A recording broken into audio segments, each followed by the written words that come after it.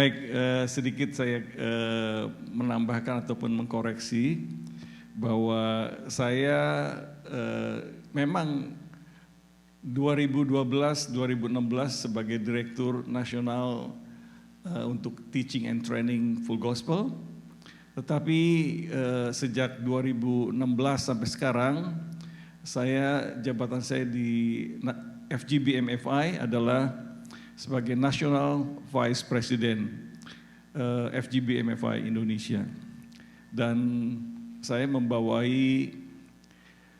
seluruh Kalimantan, Australia, dan New Zealand. Jadi mungkin sedikit tentang FGB MFI. Ini adalah organisasi Kristen salah satu yang terbesar di dunia, yang interdenominasi, dan tujuannya kami adalah untuk penjangkauan evangelisasi di marketplace. Ya. Nah, saya hadir bersama dengan keluarga. Pertama-tama tentu ex pacar saya yang sekarang jadi istri saya yang paling cantik sedunia. Ya itu. Lalu putri bungsu saya yang bersama-sama dengan suaminya, mereka just married, itu Maret yang lalu, 16 Maret. Sungguh sangat bahagia bisa ditemani oleh berdua. Esther, namanya adalah Esther, silakan bangkit berdiri. Ini buah itu katanya seperti pohonnya. Jadi kalau mami sama papinya ganteng, anaknya juga. Lalu ada suaminya, suami Esther adalah Eric, ya, Eric. Esther dokter lulusan Melbourne University dan selama 13 tahun tinggal di Melbourne, menikah, pindah ke Jakarta, dan dapat pasangan yang juga melayani Tuhan dengan luar biasa. Dan suaminya ini Eric punya talenta yang luar biasa juga, talenta musik. Dia adalah maestro untuk piano, ya. Nanti mungkin boleh, kalau boleh Pak Yongki minta izin nanti sumbang satu lagu atau permainan apapun. Baik, sedikit tambahan daripada saya selain saya melayani. Kenapa saya datang ke Amerika sih gitu ya? Saya ini dan istri adalah lulusan dari lembaga pengajaran internasional yang base-nya adalah di Waverly, New York. Ya, namanya Zion Christian University, itu universitasnya. Tapi secara dunia mereka pakai brand Zion Fellowship International. Nah, pusatnya itu di Waverly. Setiap tahun itu 2 kali, yaitu spring dan fall, ya, bulan April dan bulan September, gitu ya. Jadi ini sudah 10 tahun sejak pandemi.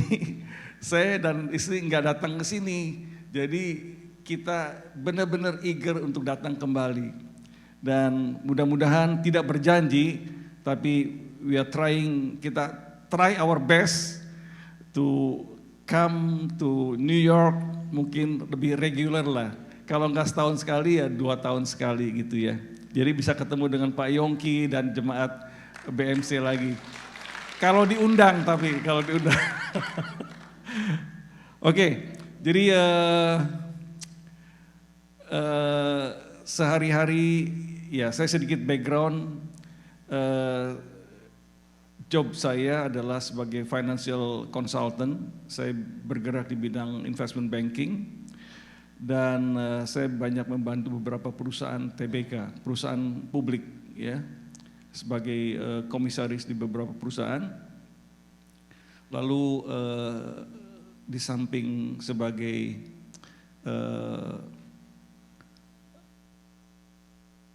NVP, National Vice President di Full Gospel.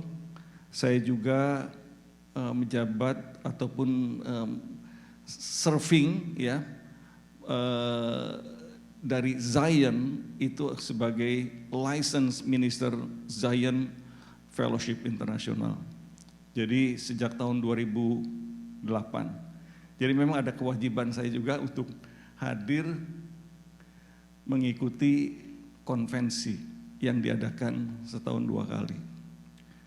Kurang lebih seperti itu. Saya mempunyai 3 orang anak, 3 orang menantu, 2 cucu. Dan statusnya sekarang adalah sudah engkong. Oke, itu kurang lebih jelas ya, jobnya apa, pelayanannya apa, keluarganya apa, dan kami tinggal di Jakarta tentunya. Ya, senang kembali bisa bertemu dengan BMC, ya, Pak Yongki nggak berubah, dan Ibu tambah muda aja gitu ya. Baik, nah malam hari ini saya ingin bicara tentang sebuah tema yang mungkin kurang populer, tetapi sebetulnya itulah inti kekristenan, ya. Diambil dari 2 Korintus 5 ayat 17, mungkin sudah ditayangkan ya, bahwa ini berbicara tentang siapa yang ada di dalam Kristus. Dia adalah ciptaan baru, yang lama sudah berlalu, sesungguhnya yang baru sudah datang. Jadi a new creations, ya. Seringkali kita mendengar, kok udah bertahun-tahun jadi Kristen, karakternya nggak berubah terus gitu ya. Yang bohong ya terus bohong, yang berjudi terus berjudi, terus yang pelit terus juga pelit, kikir terus kikir. Kok nggak ada perubahan gitu? Sebetulnya kalau kita ada di dalam Kristus, kita beriman kepada Kristus, harusnya ada perubahan-perubahan yang nyata di dalam karakter kita. Nah, ini sama juga dengan seperti Kristus mengatakan, kamu harus sempurna sama seperti Bapamu sempurna adanya. Ya, jadi atau juga boleh dikatakan bahwa kamu harusnya menjadi kudus sama seperti Tuhan adalah kudus. Jadi perjalanan kekristenan itu adalah berbicara tentang kesempurnaan. Kita terus di-pruning gitu ya. Atau dalam bahasa teologinya sanctification, dimurnikan, dikuduskan. Ya. Jadi kalau kita udah bertahun-tahun jadi Kristen, nggak ada perubahan, berarti ada something wrong. Ya. Nah, saya mau coba untuk membedahnya dengan yang lebih mudah, ya, dengan menggunakan metode Kaizen. Kaizen itu 5W 1H gitu ya. Next slide, enggak. Terus ke atas, bukan. 5W 1H. Nah ini dia, 5W 1H. Jadi who, what, why, when, where, dan how. Mungkin dengan nanti penjelasan ini kita akan ngerti ciptaan baru itu siapa sih? Apa itu ciptaan baru? Kenapa harus jadi ciptaan baru? Di mana kita harus terapkan ciptaan baru ini? Ya. Dan lalu mengapa? How-nya? Bagaimana menjadi ciptaan baru? Ya. Next slide. Nah, who, kita mulai dulu dengan who, siapa?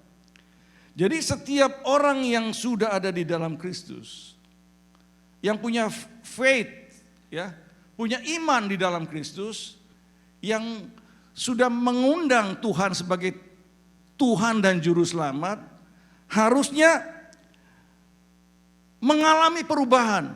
Dan ini tidak bergantung kepada apakah itu gender, ras, suku bangsa, nationality, bahkan interdenominasi. Ya, di Indonesia banyak sekali kan suku-suku bangsa nih, suku tribe-nya. Ya, ada Sunda, Jawa, paling banyak Jawa ya. Sunda, ada Dayak, ada Bugis, Chinese descendant sana, ya. Banyak sekali. Dan juga kalau 5 benua ada Amerika, ada Eropa, ada Asia, ada Afrika, ada Australia, semua. Jadi tidak terkecuali apapun. Siapapun yang punya faith, beriman di dalam Kristus, harusnya mengalami perubahan. Dan Anda dan saya itu diminta Tuhan untuk menjadi pemberita Injil. Ya. Di dalam Roma 10 ayat 13 dikatakan, siapa yang berseru kepada Yesus, dia akan diselamatkan. Tapi bagaimana mereka bisa berseru kalau mereka nggak pernah dengar, nggak pernah percaya? Bagaimana mereka bisa percaya kalau mereka nggak pernah dengar? Bagaimana mereka bisa dengar kalau nggak ada yang beritakan? Dan bagaimana mereka bisa memberitakan kalau nggak ada yang diutus? Jadi Anda dan saya adalah orang-orang yang diutus untuk memberitakan apa? Good news about Christ. Bahwa ada pertobatan, ada pengampunan di dalam Kristus. Itu tujuan Anda dan saya. Sementara kita sendiri harus berubah. Ya. Nah, sekarang what-nya, kita menjawab what-nya. Perubahan dari manusia yang lama yang berdosa menjadi manusia yang tanpa dosa. Nah, makanya saya katakan ini bukan satu topik yang ringan dan populer. Kalau orang bilang tanpa dosa, apakah mungkin gitu ya? Sangat-sangat sulit. Tetapi kita harus tahu targetnya kita itu adalah 100. Jadi kalau kita miss tuh bisa di 80, 70 ya. Tapi target kita 100. Karena Yesus berkata, haruslah kamu sempurna sama seperti Bapamu sempurna. Kalau Tuhan itu mengatakan seperti itu, artinya kita bisa mampu sempurna. Kalau enggak, Tuhan enggak akan mengatakan. Iya kan? Kan kita percaya bahwa Yesus bukan a liar. Dia bukan seorang pembohong. Dia adalah Tuhan yang sepenuhnya benar, sepenuhnya kita bisa percaya dalam kehidupan kita. Nah, jadi perubahan dari sinful nature menjadi divine nature. Sebetulnya itulah arti keselamatan sebetulnya. Ya.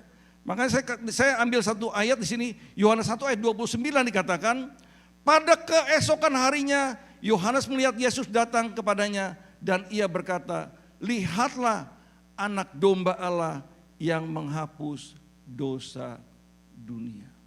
Jadi keselamatan adalah usaha Tuhan untuk membawa kita, respon positif dari kita, untuk membawa Anda dan saya berubah dari sinful nature menjadi divine nature. Itu enggak gampang loh. Ada seorang hamba Tuhan pembicara internasional yang mengatakan begini. Di perjanjian baru itu ada 120 jenis dosa. Di PB, perjanjian baru. Seandainya kita mau menangani satu jenis dosa aja setiap minggu, maka dalam waktu 2 tahun beres. Jadi sebetulnya kekristenan itu enggak ada yang namanya one save forever, itu enggak ada. Ya. Tuhan Yesus me-warning kita dan juga para rasulnya me-warning kita, memperingatkan dengan keras sekali bahwa bahkan untuk orang-orang yang pernah ataupun dipakai Tuhan melakukan berbagai mujizat luar biasa, Tuhan bisa berkata di dalam Matius 7 ayat 21 sampai 23, Enyahlah engkau pembuat kejahatan, aku sekali-kali tidak mengenal engkau. Padahal orang ini udah ngusir setan, buat mujizat, buat kesembuhan dan sebagainya. Ya. Kemudian di dalam Yohanes 15 kita juga diingatkan oleh Tuhan Yesus bahwa ranting itu ada dua, yang berbuah dan yang tidak berbuah. Tuhan lagi bicara ngomong kepada murid-muridnya loh. You are my branch. Kamu ada ranting-rantingku. Ada ranting yang berbuah, ada ranting yang gak berbuah. Ranting yang berbuah dimurnikan supaya lebih banyak berbuah. Ranting yang gak berbuah dipotong, dibuang, dibakar, jadi kering, dibuang, dibakar. Artinya apa? Jadi ada dua jenis orang Kristen. Ya. Yang mau berbuah dan yang tidak berbuah. Jadi ini warning bagi kita. Jadi nggak ada tuh namanya one save forever.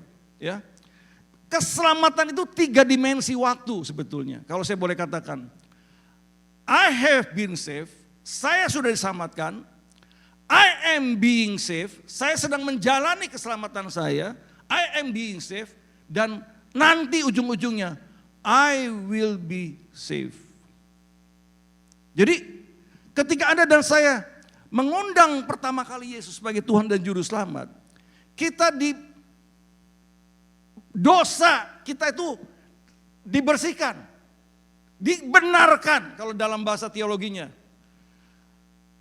Justification, kita punya dosa yang begitu besar, Tuhan sudah tanggung, cleanse, ya. Tapi Anda dan saya belum benar-benar bersih nih. Masih banyak dosa yang kita lakukan. Kita berjalan nih, I am being saved. Kalau dalam bahasa populernya, on the way. Jadi saya lagi on the way nih. Until nanti ketika Yesus datang kedua kali. Dan saya mendapat kebangkitan bersama untuk memerintah bersama Dia di kerajaan 1000 tahun. Saya akan diberikan tubuh kemuliaan. A glorified body. Nah, menarik sekali nih. Jadi 3 tahapannya gini. I have been saved, saya sudah diselamatkan. I am being saved, lagi menjalani ini terus. Ini namanya sanctification, pemurnian terus.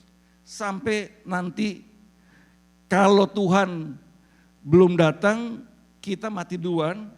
Tapi ketika kita hidupnya benar, Tuhan datang kedua kali, kita akan dapat di front seat. Kita akan di kursi yang terdepan untuk memerintah bersama-sama dengan Dia. Dan Anda dan saya akan diberikan tubuh kemuliaan seperti Yesus. Sebetulnya saya mau teks ke Pak Yongki tadi. Ada satu foto sebetulnya. Tubuh kemuliaan itu seperti apa? Persis seperti Yesus umur 33 tahun. Saya udah ngeliat nih di album foto saya, umur 33 tuh seperti apa gitu ya. Waduh, yang jelas masih muda, nggak keriputan gini ya kan, rambut juga masih tebal gitu ya. Ini kan sudah mengalami depresiasi. Nanti Pak Yongki lihat, Bu lihat umur 33 Pak Yongki kayak gimana Bu, lihat di album. Waduh itu, ya kita akan seperti itu. Jadi ini jemaat yang saya kasihi, apapun kondisi Anda sekarang, ya,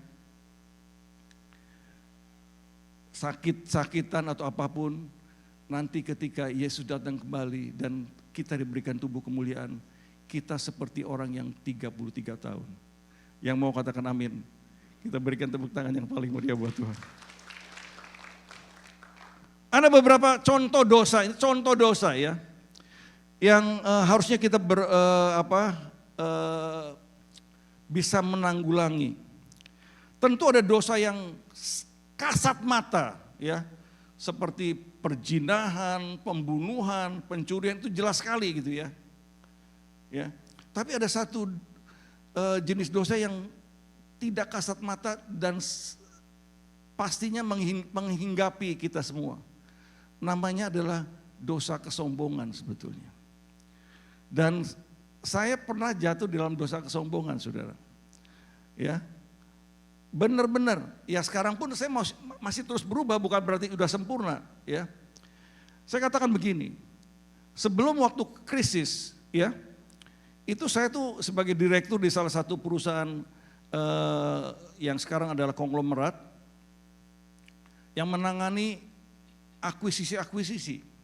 Dan saya tahu perusahaan mana yang akan diakuisisi, ya.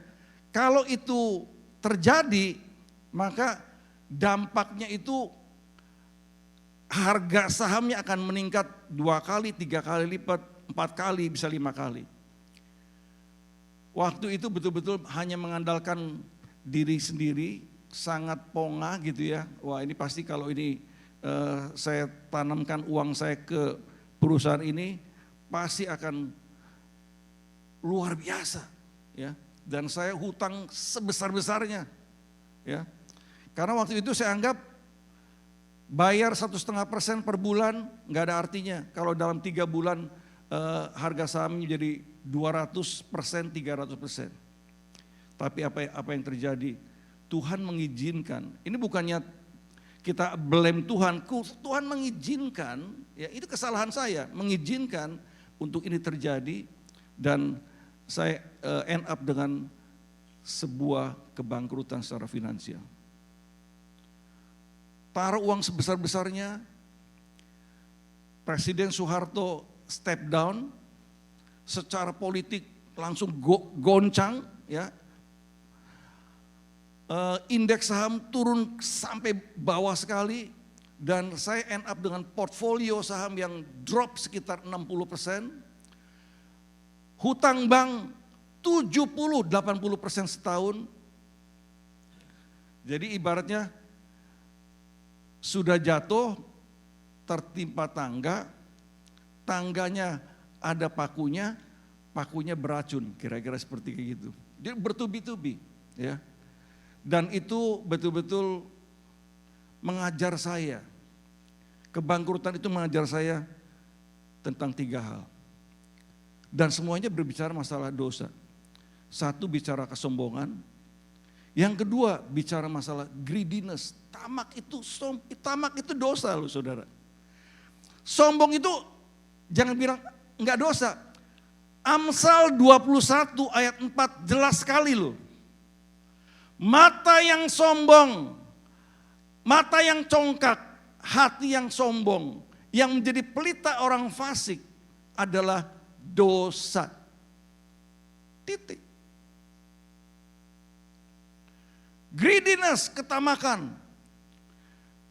Kolose 3 ayat 5 sampai dengan 7. List down tuh, ya. Ada inventorinya.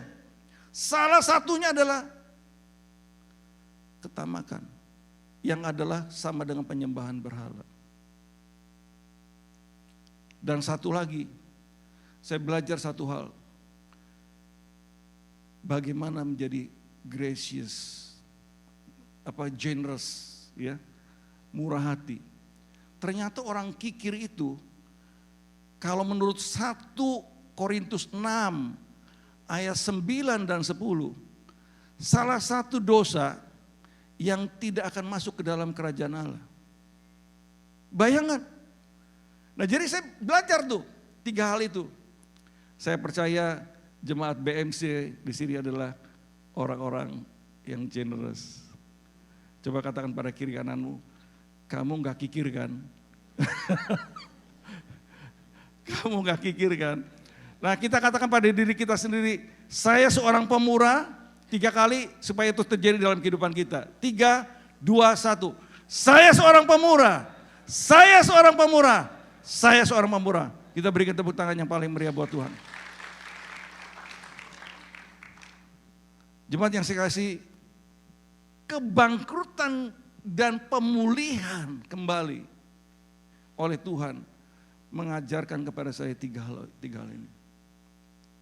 Bayangkan bagaimana di tengah-tengah kekurangan, saya berjumpa dengan seorang hamba Tuhan yang baru puasa 40 hari 40 malam, dan dia berkata, ketemu saya ceritakan masalahnya, dia bilang, I will pray for you, aku akan doa untuk Pak Vincent.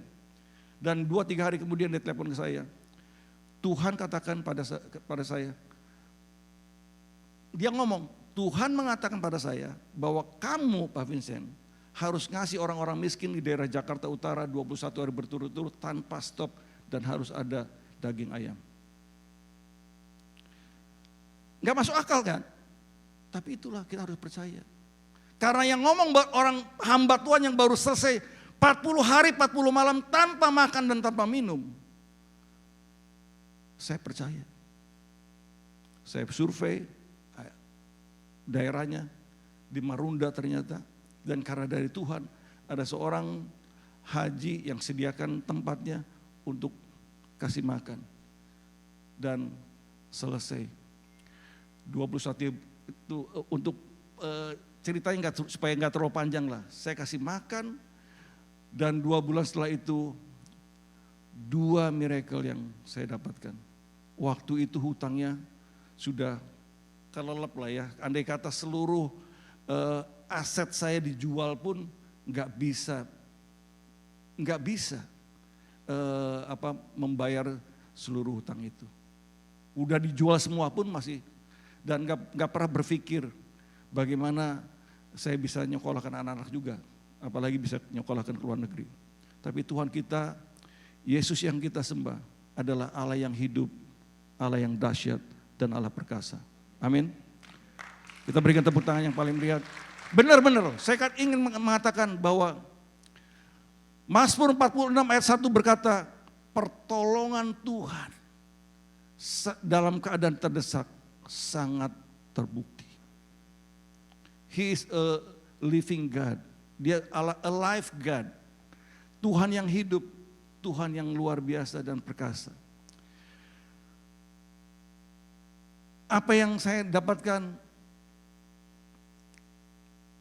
Seluruh bunga penalti dihapuskan, dan dari pokok pinjaman dikasih haircut lagi, kasih diskon lagi 30-40% kalau nggak salah. Dan dengan sisa hutang diselesaikan dengan 3 properti di luar rumah sendiri, dan hutang yang seharusnya saya tanggung seumur hidup saya karena berbunga dengan 70-80%. Gak pernah akan selesai.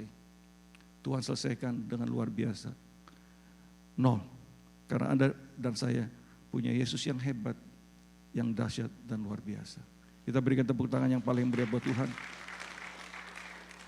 Saya belajar 3 hal, ya. Belajar 3 hal. Jadi, dan puji Tuhan tentang belajar yang ketiga, setelah Tuhan selesai, saya keluar, saya tetap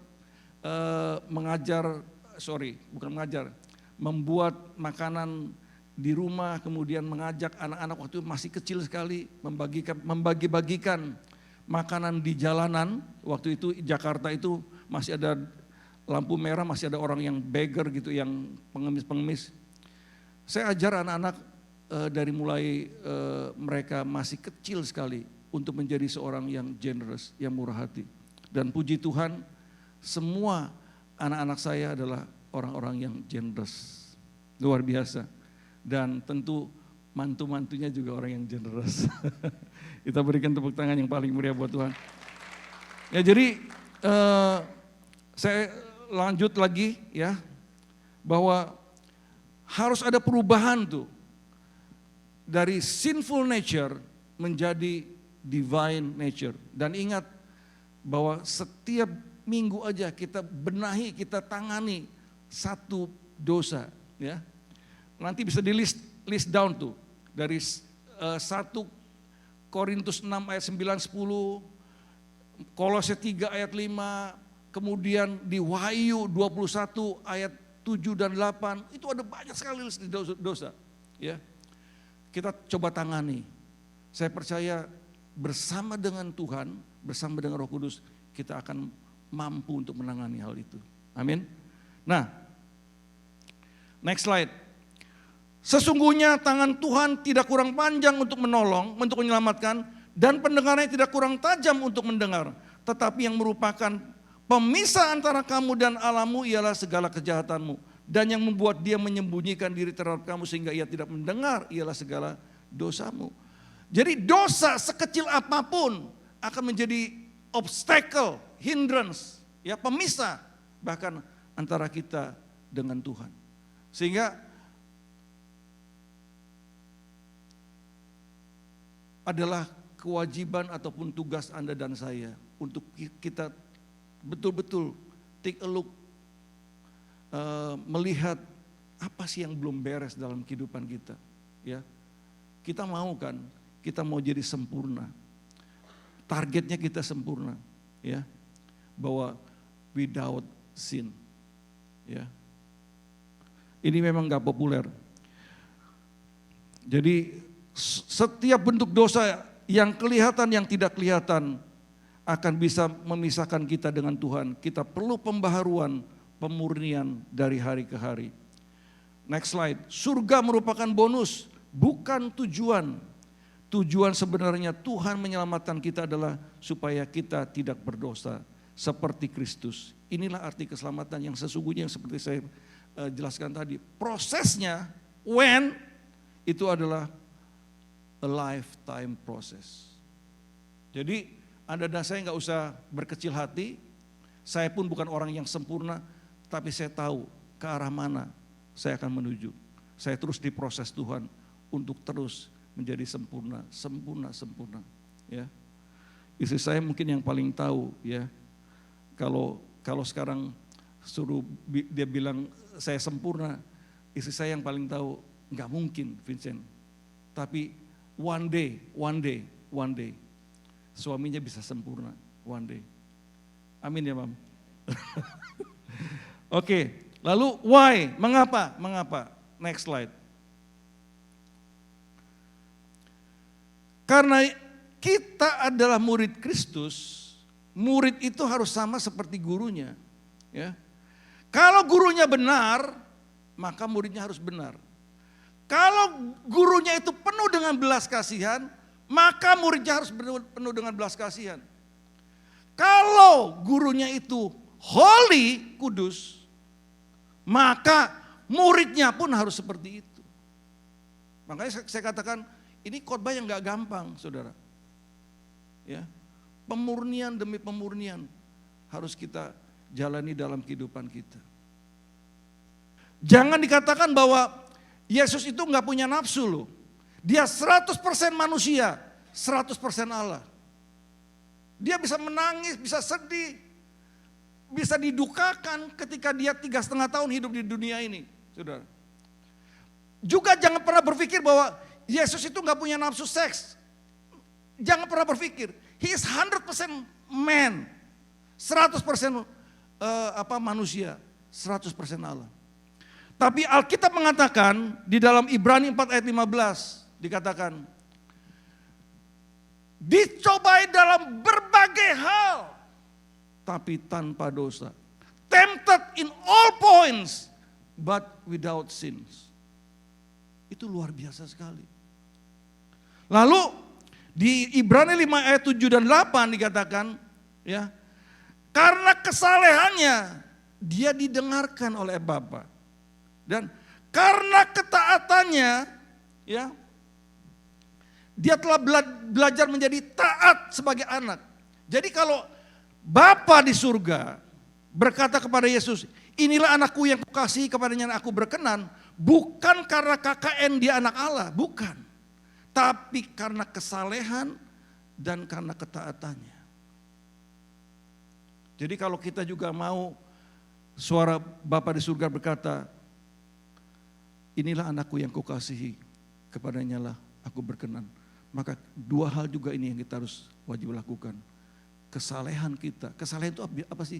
Godliness, seperti Tuhan.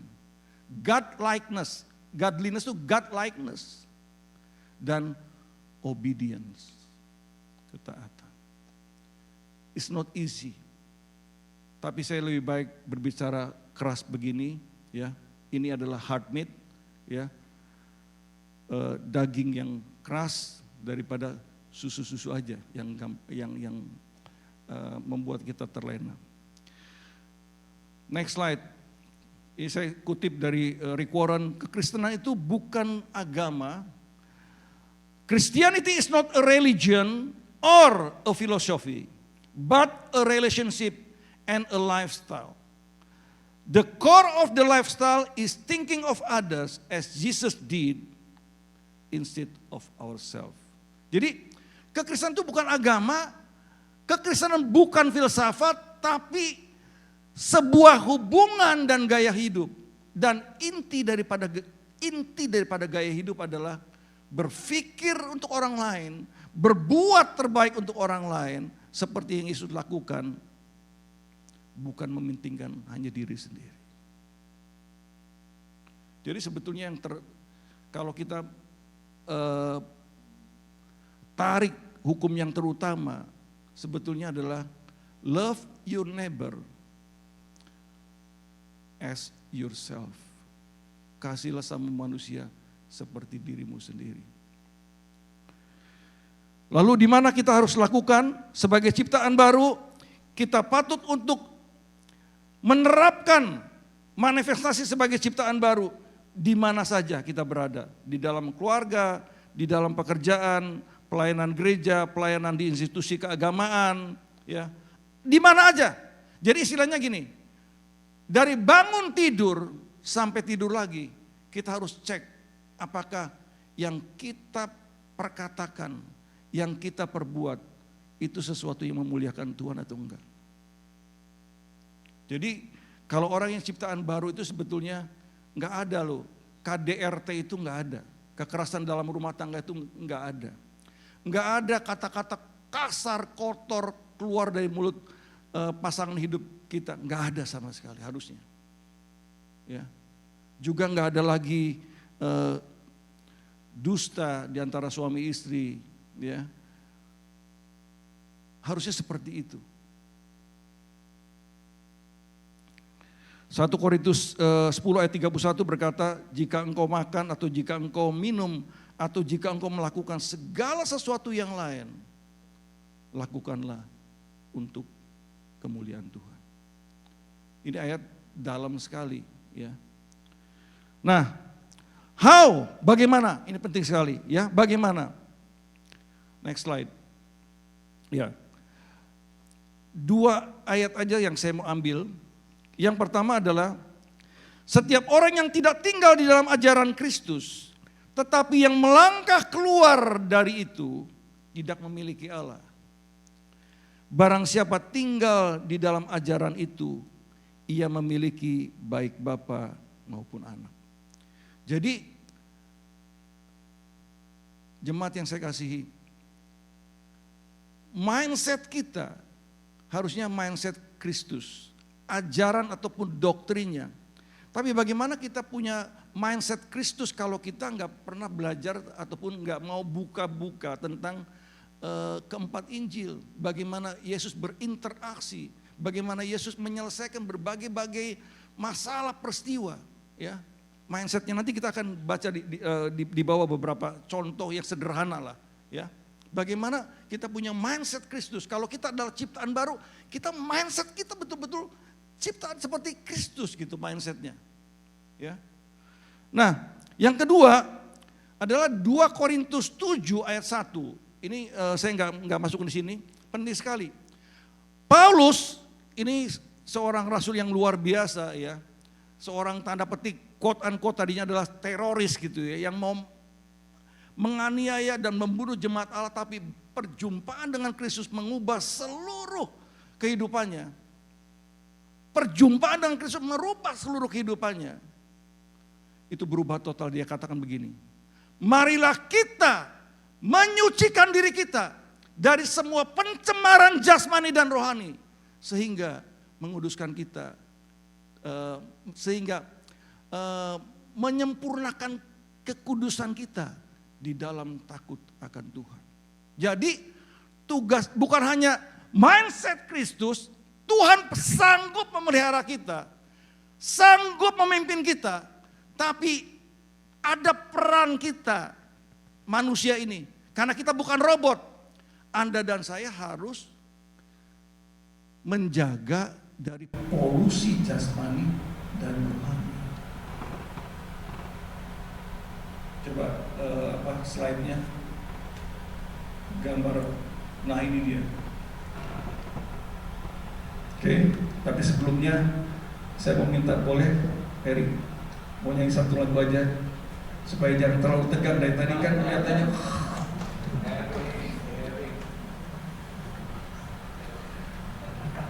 ini ada terkait dengan John Newton, ya, pengarang lagu Amazing Grace. Semua kita tahu semua Amazing Grace. Tahu nggak dia background daripada John Newton? Dia seorang pedagang budak dan juga dia seorang kapten dari yang mengakomodasikan perdagangan budak. Dan perdagangan budak adalah dosa karena mengambil hak orang lain, hak hidup yang nyata dan layak dari orang lain. Ketika dia berjumpa dengan Kristus, totalitas berubah hidupnya. Dari seorang pedagang budak, ya, yang mensupport pedagang budak, dia menentang sebagai penentang utama pedagang budak, dan dia adalah tokoh untuk penghapusan perdagangan budak. Ya, dua kutipan yang terkenal sekali dari John Newton ini. Dia katakan begini: although my memory is fading, walaupun memori saya itu memudar, tetapi saya ingat, I remember two things clearly. Yang pertama dikatakan apa? I am a great sinner. Saya seorang pendosa ulung. But dia bilang, Christ is a great savior. Tapi Tuhan adalah penyelamat agung. Yang kedua, dia katakan, dia adalah akhirnya dia jadi seorang hamba Tuhan. Dia mengatakan begini, by His grace, I am what I am.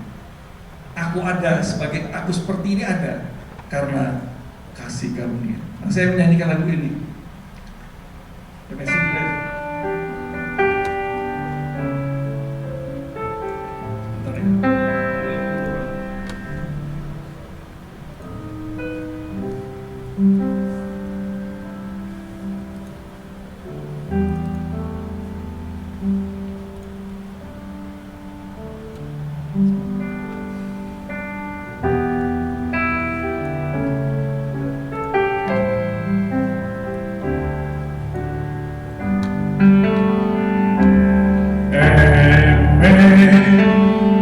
Amazing grace, how sweet the sound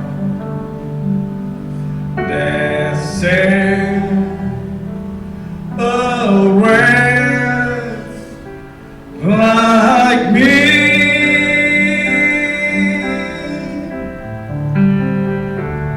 I once was lost, but now I'm found. Was blind, but now I see.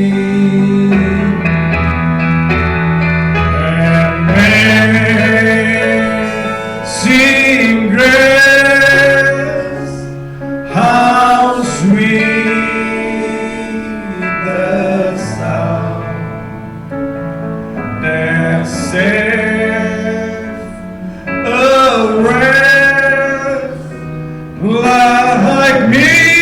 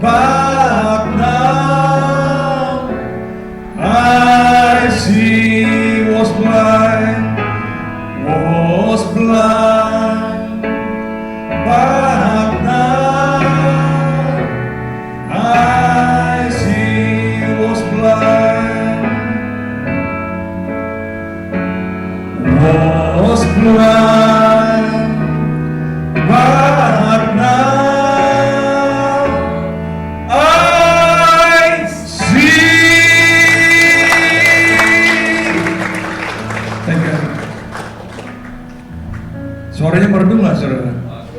Kasetnya udah keluar loh. It's joking, thank you. Nanti Erik terakhir boleh kasih satu lagu. Dia pengajar di piano sejak anak-anak belia, dia adalah pengajar dan dari sejak kecil dia belajar piano. Ya. Tadi juga kita ke Steinway ya, ada perusahaan piano besar kan. Kita tadi nyanyi-nyanyi di situ. Oke, ini dia. Ini penting sekali ya. Jadi mindset kita adalah seperti doktrinnya Kristus, apa yang Yesus perkatakan, apa yang Yesus perbuat ya. Kita terus keempat Injil, kemudian ditambah dengan surat-surat rasul-rasul ya. Tapi dari Anda dan saya harus menjaga polusi-polusi dunia tuh ya. Karena apa yang masuk diproses oleh panca indera dan pikiran itu keluarlah output ya. Tindakan yang terus diulang jadi kebiasaan, dan kebiasaan endingnya adalah jadi karakter kita. Istri saya selalu warning tuh, Dad, terlalu banyak WhatsApp grup kamu. Berapa banyak waktu untuk WhatsApp group? Tapi memang saya harus bertobat loh, sungguh. Saya mungkin sepulang dari ini saya mau delete banyak WhatsApp group. Nggak perlu, ya kan? Nggak ikut WhatsApp group juga nggak apa-apa. Buktinya ketika nggak ada apa-apa ya, misalnya sinyal nggak ada, toh kita hidup juga tanpa WhatsApp. Jadi ini penting sekali loh, ya. Apa yang kita konsum apakah yang kita konsum itu adalah berita-berita yang netral, duniawi, atau yang rohani? Kita kan sekarang dipenuhi nih perang di mana-mana. Israel serang Gaza, sekarang Iran serang Israel. Kalau kita dikooptasi otak kita, perang terus, akhirnya apa? Kita jadi worry gitu. Kita jadi takut, kita khawatir, ini dunia mau dibawa kemana gitu. Saya selalu ingat belajar gini, jemaat saya kasih. Ketika Musa membawa orang-orang Israel keluar dari Laut Merah, ya, lautnya enggak ditiadakan, tapi yang Tuhan lakukan apa? Lautnya disibak, dibelah. Jadi orang-orang Israel bisa lewat. Setelah tiba di seberang, lautnya menutup lagi dan menenggelamkan seluruh tentara Firaun dan Firaun sendiri. Ya. Nah, poin yang saya mau sampaikan adalah gini. Seandainya krisis itu ada,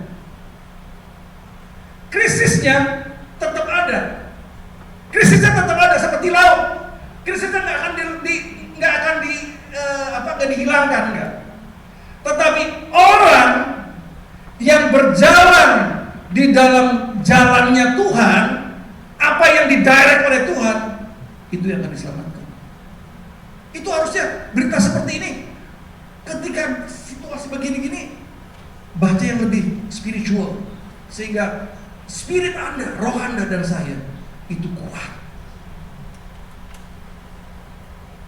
Jangan berita-berita hoax, ya, berita-berita yang menakutkan. Waduh, itu anak-anak kecil. Kalau kita dulu waktu zaman pilkada DKI, wah itu ngeri sekali.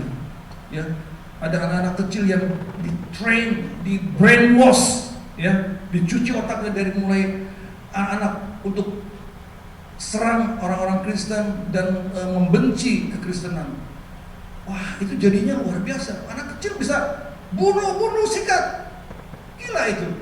Karena apa? Yang ditanamkan itu loh di benak itu.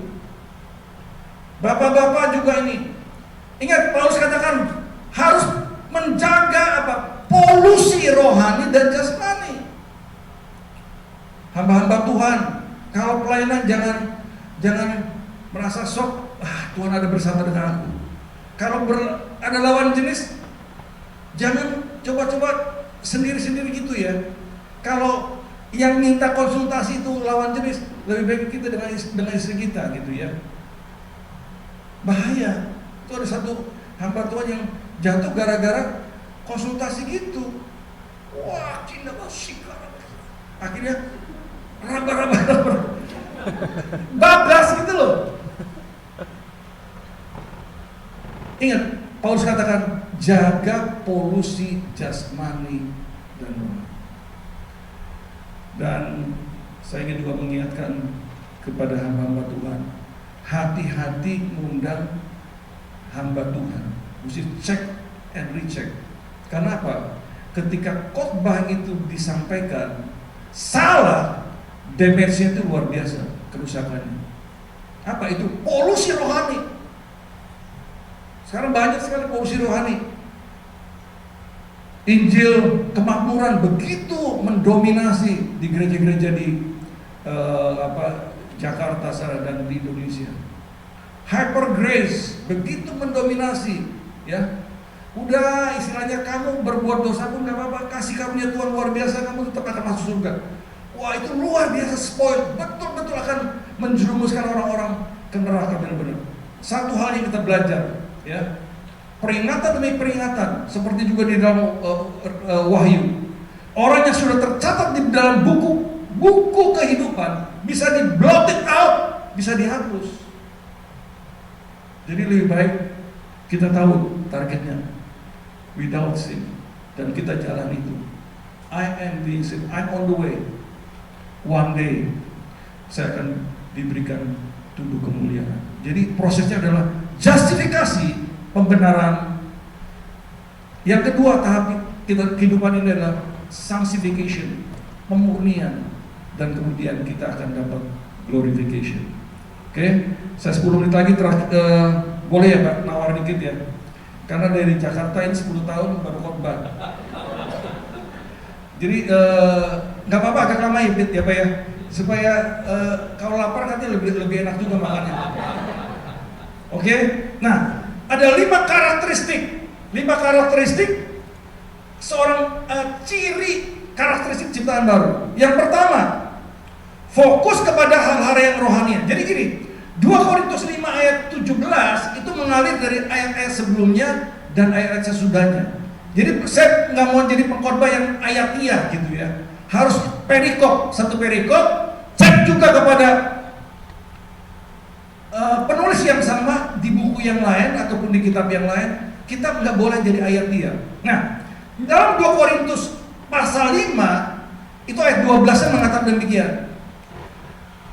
Kamu harus dapat menghadapi orang-orang yang bermegah atas hal-hal yang lahiriah dan bukan batiniah. Jadi seorang yang ciptaan baru, karakter pertamanya adalah lebih suka kepada hal-hal yang rohani daripada hal-hal yang lahiriah. Masalahnya orang tuh cenderung mau tampil secara lahiriah tuh kebablasan gitu. terlalu lahiriah gitu ya. Tampil wajar, sopan is okay. Tapi jangan sampai punya pandangan, pendapat jati diri Anda dan saya itu ditentukan oleh outward appearance, penampilan luar. Ya. Contoh ya, ini saya juga ada seorang batuan yang kasih joke ini lucu juga. Ibu-ibu kalau pakai tas yang bagus itu kan jalannya juga agak beda gitu ya. Tapi kalau pakai tas yang model si Baduyut gitu. Terus kalau misalnya pakai tas bagus nih, hujan besar, ya, itu cenderung tasnya bagus itu dikempit di sini. Yang hujan dirinya. Tapi kalau pakai tas si Baduyut, langsung tasnya di atas.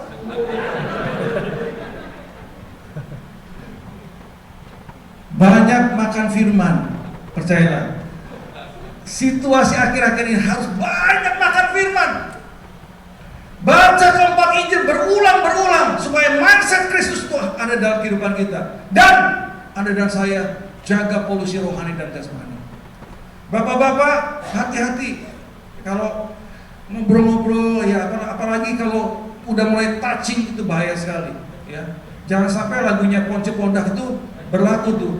Mulanya biasa saja, akhirnya kebablasan gitu.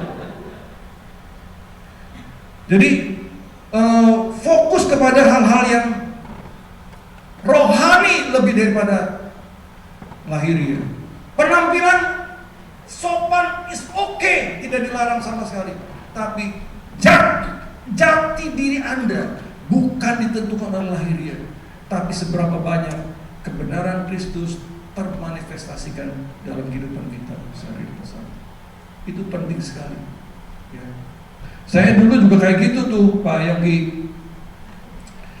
Pernah ada seminar hamba-hamba Tuhan. Saya datang dulu, ini dulu cerita dulu.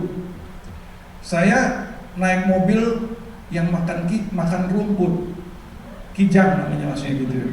Kalau di Indonesia kan kijang, mobil kijang tuh populer sekali. Hamba-hamba Tuhan lain tuh, waduh, pakainya mobil yang makan daging, Jaguar, Mercedes, wah apalah yang. Nah saya, waduh ini keluarnya kok hebat-hebat semua. Saya pura-pura telepon supaya keluar tuh duluan gitu ya, yang Jaguar Mercedes, yang saya kan belakangan. Tapi ya, saya kalau pikir-pikir lagi, seharusnya kita nggak boleh begitu. Jati diri Anda dan saya bukan ditentukan oleh mobilmu, oleh tasmu, oleh pakaianmu, oleh sabukmu. Saya juga sekarang nggak pakai sabuk, nggak apa-apa. Pakai sabuk Cibaduy juga no problem.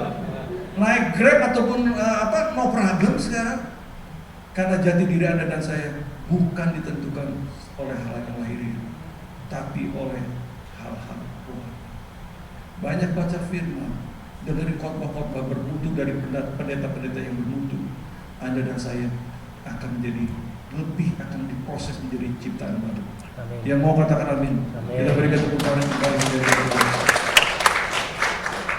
ibu-ibu. Boleh aja sih kalau dipakai, mau cantik, tampil cantik boleh, sangat dianjurkan tampil cantik. Permak kiri kanan, tapi ujung-ujungnya kalau udah tua, kulitnya udah hampir keriput, ditarik sini, tarik. Kalau nggak ada yang bisa ditarik lagi terus gimana? Oke, Paulus mengatakan gini, ya. Sebab itu kami tidak tawar hati, tetapi meskipun manusia lahiriah kami semakin merosot, namun manusia batinnya kami diperbarui dari sehari ke sehari. Amin.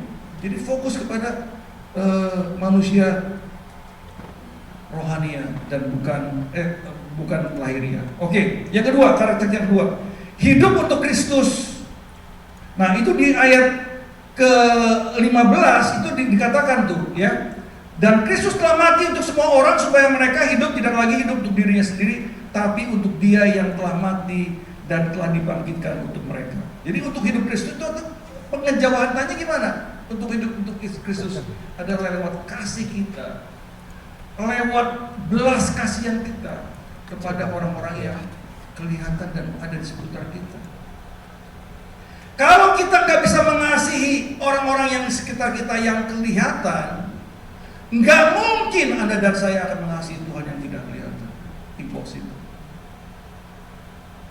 Kalau Anda dan saya nggak bisa baik dengan mertua, dengan misa, dengan besan ataupun dengan siapapun ya, nggak mungkin Anda dan saya itu bisa mengasihi Tuhan yang tidak punya.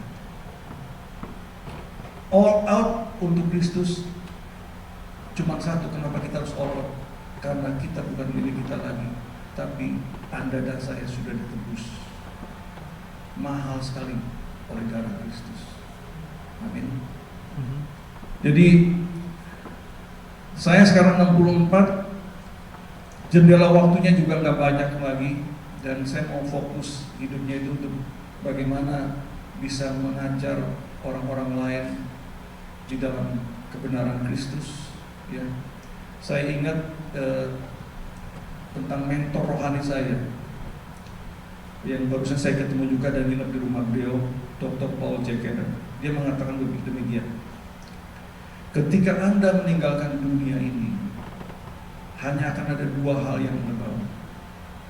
Satu adalah karaktermu, yaitu apa yang kamu izinkan, nilai-nilai Tuhan kamu masukkan, ya, kebenaran-kebenaran Tuhan kau masuk dalam hidupmu yang mengubah kamu untuk menjadi hidup menjadi lebih baik, lebih benar, dan lebih kudus. Karaktermu itu adalah who you are, siapa diri kita. Dan yang kedua dikatakan adalah apa yang kamu tanam di dalam diri orang-orang lain, supaya hidup orang-orang yang kamu layani itu lebih baik, lebih benar, dan lebih kudus. All out, karena kita bukan milik kita lagi, tapi milik Tuhan yang telah menebus kita. Yang ketiga, karakteristik tidak lagi menilai menurut ukuran manusia, tetapi cara Tuhan memandang. Ini penting sekali. Paradigma pikiran Kristus itu penting sekali. Ada tiga event yang saya sebutkan sini. Yang satu adalah bicara seorang perempuan yang tertangkap basah, ya, berzina tertangkap basah dan dihadapkan kepada Yesus. Menurut hukum Musa, orang seperti ini harus dirajam batu. Menurut kamu gimana? Nah, kita harus belajar dari Tuhan Yesus. Luar biasa loh. Tuhan tahu kalau dia jawabannya apapun, itu bisa track dia, menjebak dia. Kalau dia bilang setuju, berarti dia melawan hukum Romawi. Karena hukum Romawi mengatakan nggak boleh tanpa pengadilan orang dihukum mati. Tapi kalau dia bilang nggak boleh, dia melawan hukum Musa. Dia tulis saja terus di tanah. Jangan berspekulasi apa yang ditulis Yesus. Yesus tulis apa? Jangan berspekulasi karena Alkitab nggak ngomong tuh tulisan apa. Tapi satu hal, kalau orang Yahudi tahu bahwa orang yang nulis dengan jarinya adalah Allah sendiri. Dia diingatkan, orang Yahudi tahu bahwa hanya Tuhan yang tulis dengan jarinya 10 perintah Allah. So sebetulnya Tuhan tuh sedang ngomong nih, I am the one that write the 10 commandments. Dan ketika terus didesak, Yesus katakan, yang tidak bersalah, yang tidak berdosa, hendaklah dia yang pertama kali. Itu bukan berbicara orang-orang itu semuanya nggak ada dosa, enggak.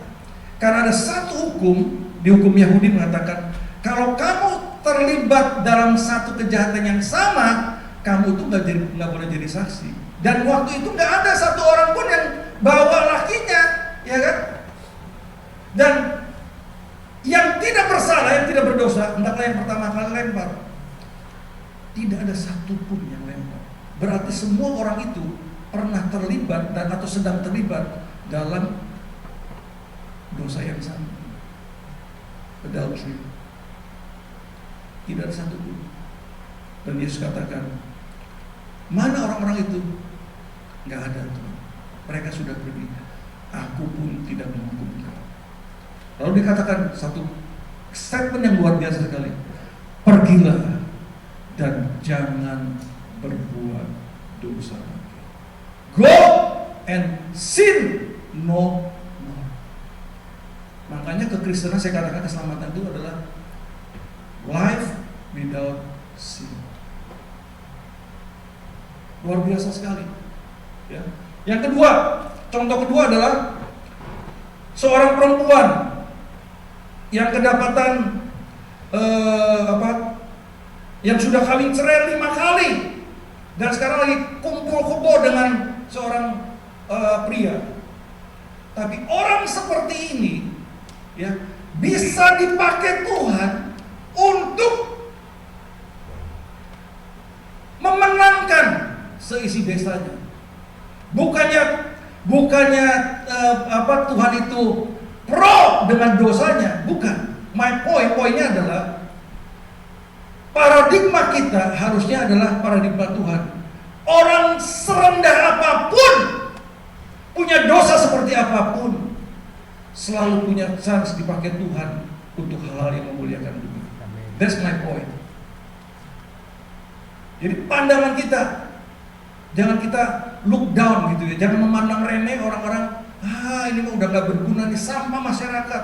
Nah, itu seringkali begitu kita jadi judgmental, kita menghakimi itu. Nah yang ketiga, Petrus yang tidak mampu untuk menangkap ikan satu pun. Ini nelayan gagal, tapi Tuhan pakai menjadi nelayan penjaring manusia. Jadi dari kacamata manusiawi, bagaimana bisa jadi penjala manusia, jaring ikan aja nggak becus gitu. Tapi dari pandangan Allah, tidak ada mustahil bagi Tuhan. Perspektif kita harusnya perspektif ilahi. Siapapun harusnya bisa dipakai Tuhan. Amin. Jadi pandangan kita tuh harus pandangannya nyorotnya berbeda. Banyak kita mungkin punya beberapa anak yang satu lebih hebat dari saudaranya. Jangan langsung bilang yang nggak hebat ini udah bakalnya nggak bisa dipakai nggak berguna apa. Pandangan Tuhan berbeda.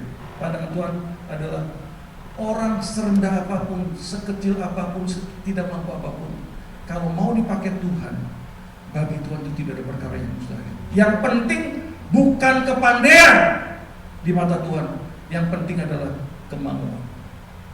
Lord, I'm willing, aku bersedia. Dan berubah total. Oke? Yang keempat adalah pelayan perdamaian. Sedapat mungkin menjangkau mereka yang terhilang untuk diperdamaikan dengan Tuhan. Jadi kalau ada yang belum menerima Yesus sebagai Tuhan dan Juru Selamat dari saudara-saudara kita yang terdekat atau lingkungan-lingkungan kita terdekat, Anda dan saya adalah pelayan perdamaian. Kita dipakai Tuhan. Tadi seperti saya katakan, Roma 10 ayat 13, bagaimana mereka, siapa yang berseru kepada Tuhan akan diselamatkan. Dan Anda dan saya adalah utusan-utusan Tuhan yang untuk menjangkau mereka. Saya seringkali jalan-jalan pagi di kompleks, ya. Jadi biasanya bawa duit ada 10.000, 20.000, 50.000 jalan-jalan kompleks. Saya kasih tergerak, saya kasih, ya. Dan satu ketika ada satu orang yang menarik perhatian saya, dia udah berkali-kali menerima kebaikan. Saya diskusi dengan dia dan saya katakan, Pak, dia bukan dari agama dia apa ya, kita bilang Cina dari Tangerang gitu ya. Jadi Cina Benteng gitu ya. Saya cerita tentang Tuhan. Saya kata kemudian saya bertanya, bersedia nggak Bapak? Mau nggak Bapak juga mau undang Yesus sebagai Tuhan dan Juru Selamat? Dia katakan, ya saya mau. Saya kasih Bible dan saya tunjukkan Bapak tempat tinggalnya di mana, ada gereja yang terdekat, beribadah di sana. Satu hal yang saya belajar dari Tuhan, perhatikan baik-baik. Setiap kebajikan yang kita berikan kepada setiap orang, sekecil apapun, orang itu akan mendengarkan apa yang kita katakan. Sebetulnya tool yang terbaik dalam penginjilan adalah ketika Anda dan saya berbuat kebajikan dengan motivasi murni, menolong apapun dengan motivasi murni, dan orang-orang yang kita tolong pasti akan mendengarkan apa yang kita katakan. Maka kalau kita melihat di keempat Injil, ada frasa selalu, ada frasa, maka berduyun-duyun, berbondong-bondong orang datang untuk mendengarkan apa yang Yesus katakan. Kenapa mereka berduyun-duyun, berbondong-bondong?